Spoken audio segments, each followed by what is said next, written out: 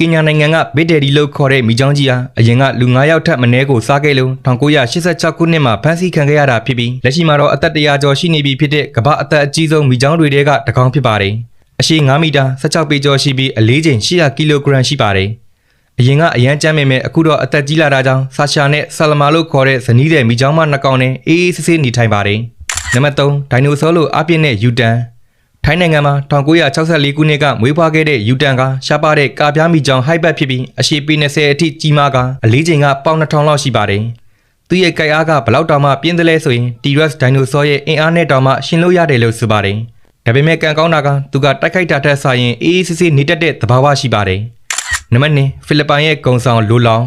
ကမ္ဘာကျော်မီချောင်းကြီးတွေအကြောင်းကိုပြောရင်လိုလောင်ကိုခြံထားလို့မရပါဘူး။